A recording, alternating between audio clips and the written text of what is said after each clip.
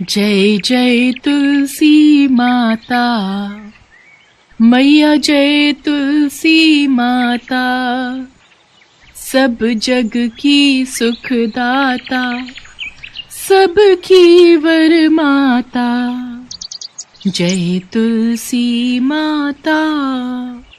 हे तुलसी मैया, मेरे घर परिवार में अपनी कृपा बनाए रखना। जय तुलसी माता। माँ, आप रोजाना तुलसी के पौधे की पूजा क्यों करती हो? महिमा, तुलसी माता हम सबकी माँ है और वो हमारी हर दुख में सहायता करती हैं। इसलिए जीवन में कभी भी अपने आप को अकेला महसूस करो तो तुलसी माता को याद करना, वो तुम्हारी सदैव रक्षा करेंगी। अरे जानकी, बस छूट जाएगी, फिर शाम तक इंतजार करना होगा। महिमा, मुझे आने में 2 से 3 दिन लग जाएंगे। मेरे पीछे से तुलसी मैया की देखभाल अच्छे से करना और चाची जैसा कहें उनकी बात को मानना। अगर बापू की दवाई वैद्य जी ने जल्दी बना दी तो हम जल्दी लौट आएंगे। माँ, तुम चिंता मत करो, मैं तुलसी मैया की पूरी देखभाल करूंगी। आप बापू के साथ आराम से जाओ। सुमन, ये मेरी अलमारी की चाबियां रख लो, उसमें मेरे सारे जेवर रखे हैं। चाबी साथ में ले गई तो कहीं खो न जाए। अरे अरे, कोई बात नहीं भाभी, आप आराम से जाओ, मैं पीछे से महिमा को कोई परेशानी नहीं होने दूंगी। महिमा की माँ जानकी तुलसी माता की बहुत पूजा करती थी, इसलिए वो जाते हुए तुलसी माँ की पूजा की सारी देखभाल महिमा को दे जाती है। पर विधि का विधान कुछ और ही लिखा था। जिस बस से महिमा के माता पिता जा रहे थे उस बस का एक्सीडेंट हो गया और हादसे में महिमा के माता पिता मारे गए। महिमा का अपने चाचा चाची के सिवाय इस दुनिया में और कोई नहीं था। महिमा बिटिया, रो नहीं, देखो तुम्हारे चाचा जी तुम्हारे साथ है ना। मैं भी तो तुम्हारे पिता की तरह ही हूँ ना। तू यहाँ बैठ, मैं तेरे लिए गरम गरम जलेबी लेकर आऊंगा, ठीक है? तुझे अच्छी लगती है ना? अरे पागल हो रहे हो क्या? इस अभागन के लिए कुछ भी लाने की जरूरत नहीं है। अपने माँ बाप को खा गई है ये, अब ये जलेबी खाकर क्या करेगी? जो घर में रूखा सूखा पड़ा है वही खाने दो इसे। ज्यादा सिर चढ़ाने की जरूरत नहीं है। अपनी पूजा बिटिया के बारे में तो इतना कभी नहीं सोचते। चाची, मुझे भूख नहीं है, आप मुझे वो रोटी दे दो, मैं वो खा लूंगी। पहले मैं तुलसी में दिया जला दूं, शाम का समय हो रहा है।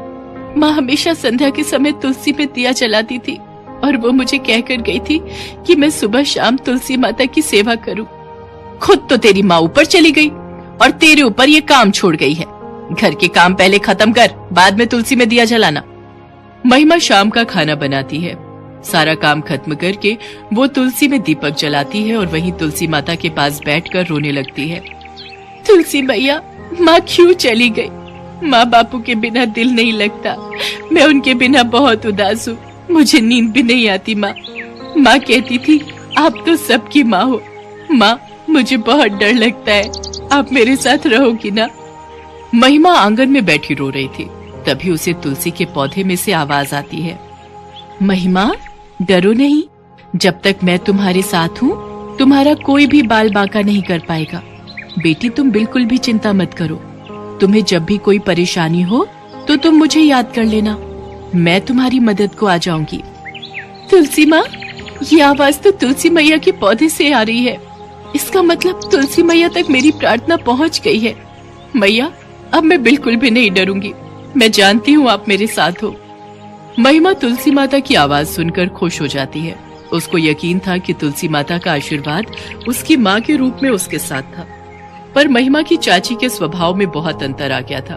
वो तो बस यही चाहती थी कि जो भी जेवर महिमा की माँ उसे देकर गई थी वो उन जेवर को हड़प ले, पर माँ तुलसी के होते हुए ऐसा कभी नहीं हो सकता था। ये सारे जेवर चुपचाप संदूक में छुपा देती हूँ और किसी दिन मौका देखकर सारे जेवर बेच दूंगी और पैसों को अपने पास जोड़कर रख लूंगी। ये पूछेंगे तो बोल दूंगी चोर चुरा कर ले गया। महिमा की चाची सारे जेवर संदूक में बंद करके ताला लगा देती है। महिमा, ओ महिमा, कब से तुझे आवाज लगा रही हूँ? मैं बाजार जा रही हूँ, मेरे लौटने तक सारे कपड़े धोकर आंगन को अच्छे से लीप देना और दोपहर का खाना बनाकर रख देना। कोई भी काम रहा ना तो तेरी खैर नहीं। मुझे तो मिट्टी से आंगन लीपना आता ही नहीं, मैंने ये काम कभी नहीं किया चाची। बड़ी आई काम के बहाने ढूंढने वाली, जैसे मर्जी कर, पूरा आंगन अच्छे से लिपा होना चाहिए। महिमा को सारे घर का काम देकर उसकी चाची अपनी बेटी के साथ बाजार घूमने चली जाती है। हे तुलसी माँ, मेरी मदद करो, मुझे आंगन लीपना नहीं आता, चाची आकर बहुत मारेगी। महिमा रोने लगती है। तभी उसके सामने तुलसी माता प्रकट होती हैं और एक साधारण स्त्री का रूप ले लेती हैं। बेटी, तुम चिंता मत करो, लाओ मिट्टी दो, मैं तुम्हारा पूरा आंगन लीप देती हूँ। माँ, मैं जानती थी आप मेरी मदद को जरूर आओगी। साधारण स्त्री के रूप में माता तुलसी मुस्कुराने लगती हैं। कुछ देर बाद महिमा देखती है माँ तुलसी ने कुछ ही पलों में सारा काम खत्म कर दिया। माँ, आपने तो सारा काम चुटकियों में ही खत्म कर दिया। अब चाची मेरे ऊपर गुस्सा नहीं करेंगी। बेटी, अब तुम थोड़ी देर आराम से सो जाओ। महिमा वहीं तुलसी के पौधों के पास सो जाती है और देवी तुलसी अंतर ध्यान हो जाती हैं। महिमा की चाची जब घर आकर सारा काम निपटा हुआ देखती है तो वो हैरान रह जाती है। अब वो रोजाना कठिन से कठिन काम महिमा को देकर जाने लगी, पर तुलसी माता आकर सारा काम कर देती थी। एक दिन महिमा की चाची ने चोरी छुपे तुलसी माता को स्त्री के रूप में घर का काम करते हुए देख लिया। ये बात है, तब भी मैं कहूँ महिमा इतनी जल्दी तो घर के काम नहीं निपटा सकती। ये किसी औरत की मदद लेती है जो यहाँ पर इसके बदले घर का काम करती है। कहीं ऐसा ना हो इसने पूरा घर ही लुटा दिया हो। कोई भरोसा नहीं है, ये काम के बदले इसे कुछ न कुछ जरूर दे रही है। एक बार संदूक में जाकर देखती हूँ, कहीं जेवर तो इसे दान में नहीं दे दिए। महिमा की चाची कमरे में जाकर संदूक देखती है जिसमें महिमा की माँ जानकी के जेवर रखे हुए थे, पर संदूक में जेवर की जगह पत्थर थे। महिमा की चाची अपना सिर पीट लेती है। हे राम, मैं तो लुट गई, बर्बाद हो गई। सुनो जी, जेठानी जी के सारे जेवर चोरी हो गए। जरूर इस महिमा ने उस औरत को दे दिए जिससे ये चोरी छिपे घर के काम करवाती है। इसे बोलो उस औरत को बुलाए। वो कहाँ रहती है? चुपचाप चोरी किए हुए सारे जेवर वापस करेगी।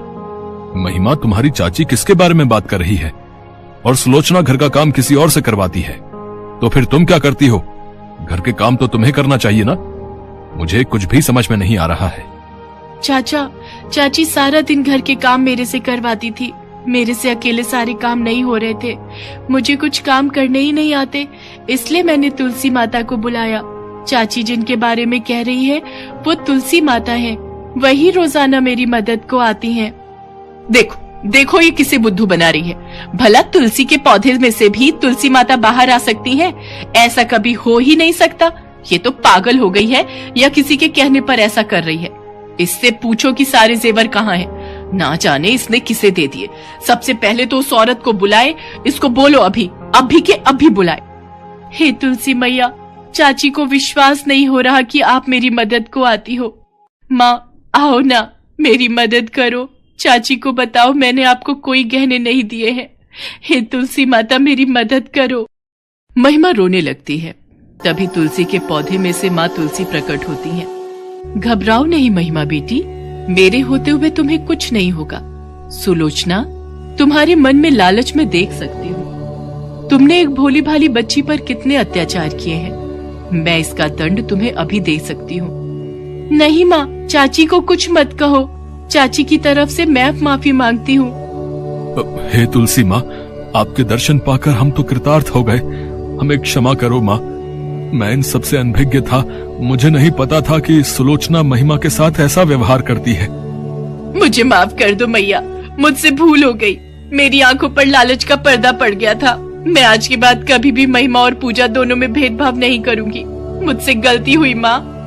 तुलसी माता संदूक में रखे पत्थरों की तरफ अपने आशीर्वाद का हाथ बढ़ाती हैं और पत्थर फिर से जेवर में बदल जाते हैं। उसके बाद सबको अपना आशीर्वाद देकर तुलसी माता अंतर ध्यान हो जाती है। उस दिन से महिमा की चाची भी तुलसी माता की सेवा में लग जाती है। माँ तुलसी के आशीर्वाद से महिमा के जीवन में सब कुछ ठीक हो जाता है। तुलसी विवाह की कथा। देवउठनी एकादशी के दिन भगवान विष्णु पूरे 4 महीने सोने के बाद जागते हैं। भगवान विष्णु को तुलसी बेहद प्रिय है। बिना तुलसी के भगवान विष्णु की पूजा कभी पूरी नहीं होती है। कहते हैं कि तुलसी दल अर्पित करने से ही श्री हरि को प्रसन्न किया जा सकता है। जो लोग देवउठनी 11 के दिन तुलसी का विवाह संपन्न कराते हैं, उनको सभी प्रकार के सुखों की प्राप्ति होती है। कहते हैं इस दिन तुलसी विवाह की कहानी अवश्य ही सुननी चाहिए। आइए सुनते हैं तुलसी विवाह की कथा। पौराणिक मान्यता के अनुसार राक्षस कुल में एक कन्या का जन्म हुआ जिसका नाम वृंदा था।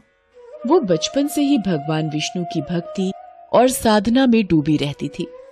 जब वृंदा विवाह योग्य हुई तो उसके माता पिता ने उसका विवाह समुद्र मंथन से पैदा हुए जलंधर नाम के राक्षस से कर दिया। वृंदा भगवान विष्णु की भक्त के साथ एक पतिव्रता स्त्री थी, जिसके कारण उनका पति जलंधर समय के साथ और भी शक्तिशाली हो गया। सभी देवी देवता जलंधर के कहर से डरने लगे।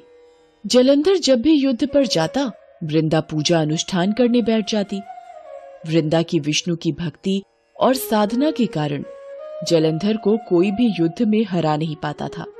एक बार जलंधर ने देवताओं पर चढ़ाई कर दी, जिसके बाद सारे देवता जलंधर को परास्त करने में असमर्थ हो रहे थे। तब हताश होकर सभी देवता भगवान विष्णु की शरण में गए और जलंधर के आतंक को खत्म करने के उपाय पर विचार करने लगे। तब भगवान विष्णु ने अपनी माया से जलंधर का रूप धारण कर लिया और छल से वृंदा के पतिव्रत धर्म को नष्ट कर दिया। इससे जलंधर की शक्ति कम होती गई और वो युद्ध में मारा गया। जब वृंदा को भगवान विष्णु के छल का पता चला तो उन्होंने भगवान विष्णु को शिला यानी पत्थर बन जाने का शाप दिया। भगवान को पत्थर का होते देख सभी देवी देवता में हाहाकार मच गया। फिर माता लक्ष्मी ने वृंदा से प्रार्थना की। तब जाकर वृंदा ने अपना श्राप वापस ले लिया और खुद जलंधर के साथ सती हो गई। जब वो उसके साथ भस्म हो गई तो कहते हैं कि उनके शरीर की भस्म से तुलसी का पौधा बना। फिर उनकी राख से एक पौधा निकला जिसे भगवान विष्णु ने तुलसी का नाम दिया और खुद के एक रूप को पत्थर में समाहित करते हुए कहा कि आज से तुलसी के बिना मैं कोई भी प्रसाद स्वीकार नहीं करूंगा। इस पत्थर को शालिग्राम के नाम से तुलसी जी के साथ ही पूजा जाएगा। तभी से कार्तिक महीने में तुलसी जी का शालिग्राम के साथ विवाह भी किया जाता है। आइए जानते हैं तुलसी विवाह की पूजा विधि। तुलसी विवाह के दिन तुलसी के पौधे की शालिग्राम से सनातन धर्म के अनुसार विवाह कराया जाता है। शालिग्राम को भगवान विष्णु का स्वरूप माना जाता है। तुलसी विवाह को लोग उसी प्रकार कराते हैं जैसे आम लोगों के विवाह होते हैं। इस दिन पंडित जी को घर पर बुलाकर तुलसी के पौधे पर लाल चुनरी उड़ाकर श्रृंगार की सभी चीजें वस्तुएं अर्पण की जाती हैं। हिंदू धर्म के अनुसार तुलसी पूजा करने से विशेष लाभ प्राप्त होता है, इसलिए प्रत्येक घर में तुलसी विवाह को अधिक महत्व दिया जाता है। तुलसी विवाह के दिन कन्यादान भी किया जाता है, क्योंकि कन्यादान को सबसे बड़ा दान माना गया है। तुलसी विवाह के दिन सूर्योदय से पहले उठकर स्नान करें, साफ वस्त्र धारण करें और व्रत का संकल्प लें। तुलसी विवाह के दिन तुलसी के पौधे को लाल रंग की चुनरी उड़ाएं। इसके बाद तुलसी के पौधे पर श्रृंगार की वस्तुएं चढ़ाएं। पत्थर रूपी शालिग्राम को तुलसी के पौधे के साथ स्थापित करें।